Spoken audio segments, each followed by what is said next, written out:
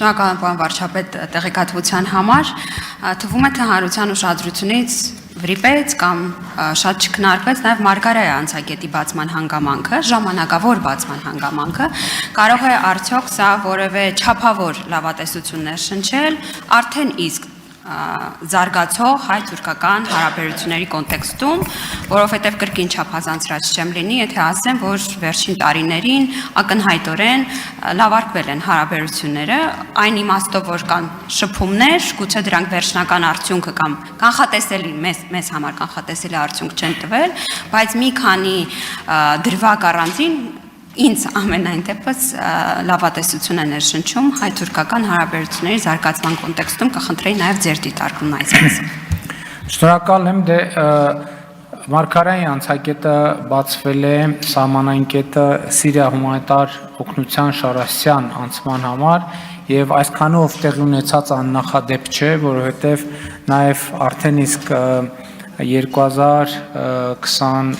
2023 թվականին, եթե չեմ սխալվում, հունվարին նույնպես անցակետը բացվել է, որպեսզի Հայաստանի կառավարության կողմից ուղարկվող հումանիտար օգնությունը հասնի Թուրքիա երկրաշարժի գոտի եւ այդ առումով կարծում եմ իհարկե կարևոր իրադարձություն է, բայց նկատի ունեմ աննախադեպ չէ եւ ես չէի ուզենա մենք այդ իրադարձության իհարկե իրադարձությունը թերագնահատենք, բայց մյուս կողմից չէի ցանկանա, որ մեր գերագնահատենք, ուրիշ հանգամանք կա, որը կարծում եմ արժանի է առանձնահատուկ ուշադրության, որը այդ դեպքում վստահ չէ, որ այդ ուշադրությանը մենք արժանացրել ենք կամ մեր հանրությունը արժանացրել է,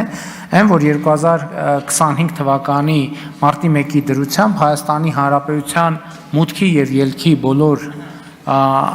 կետերը գտնվում են Հայաստանի Հանրապետության սահմանապահ զորքերի վերահսկողության ներքո եւ սա չափազանց կարևոր իրադարձություն է եւ որը արժի ընդգծել եւ ես նաեւ այս առիթով ուզում եմ եւս մեկ անգամ շնորհակալություն հայտնել Ռուսաստանի Դաշնության անվտանգության դաշնային ծառայության սահմանապահ զորքերին անկախությունից ի վեր այդ գործառույթը մեր սահմանային անցագրային կետերում իրականացնելու համար եւ գոհունակությունս արտահայտել, որ մենք այլևս ի վիճակի ենք այդ ինքնիշխան գործառույթը իրականացնել։ Շնորհակալ եմ։